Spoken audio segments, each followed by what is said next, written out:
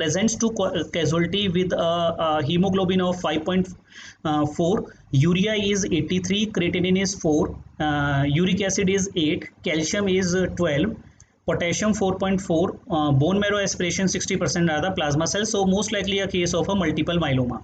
What is the next line of the management? This is a very tricky question. So first look at what exactly we have to treat in the emergency.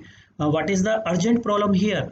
Here treating the multiple myeloma is not the emergency situation. It can be treated with the chemotherapy of over a period of weeks or months. That is not emergency thing. Here the emergency thing is the electrolyte imbalance of calcium 12. That can become a life threatening situation. We have to deal with the hypercalcemia here. That is very important. And this patient is a case of multiple myeloma that is affecting the kidneys also. And how the kidneys are affected, whether it is a pre-renal AKI, because hypercalcemia patient have nausea, vomiting, volume loss can cause a pre-renal AKI also. But hypercalcemia do cause intrinsic renal failure also by causing the tubular necrosis. So let's see whether this value fit into intrinsic AKI or a pre-renal AKI. So I will take the blood urea nitrogen divided by serum creatinine ratio. Remember, this is urea given, blood urea. So blood urea nitrogen is equal to BUN is equal to blood urea divided by 2. So here it is approximately 41. So 41 divided by 6. Serum creatinine is 6. So it will come out to be approximately 7. The ratio is 7. And when the ratio is less than 10, it is a intrinsic. So this is intrinsic AKI. If it was a pre-renal AKI, this ratio will be more than 20. But if it is intrinsic AKI, this ratio is less than 10. So this is an intrinsic AKI. Hypercalcemia is causing the kidney damage. So what we have to do, we have to treat the hypercalcemia. Now, how does the hypercalcemia is treated? So the hypercalcemia is treated with the help of, these are the lines from the Harrison. From the treatment of multiple myeloma. Remember, supportive care directed at the complication of the disease are as important as the primary tumor therapy.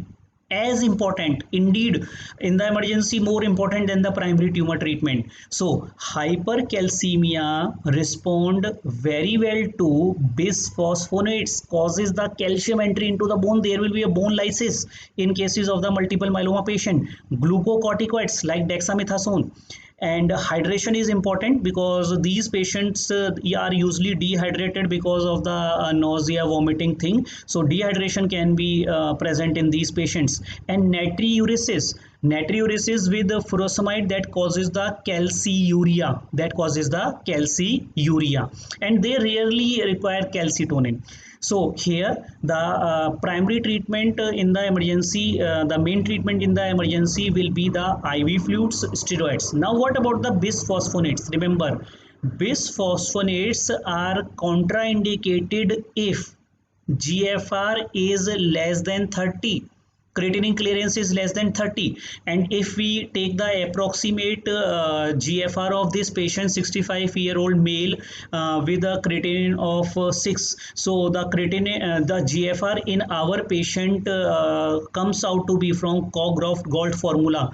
It will be around 15 to 20. This is the GFR of our patient.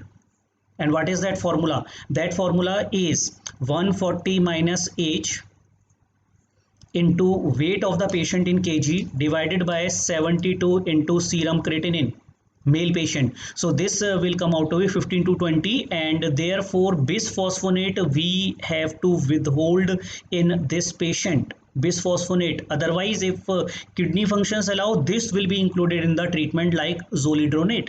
So here the best answer will be dexamethasone, IV fluid, and the diuretic in the form of furosemide, which causes the calciuria. So this is a tricky question here. So we have to look into every parameters of the patient given to us. Yes, the chemotherapy will be given, but that will be later on once the patient stabilizes.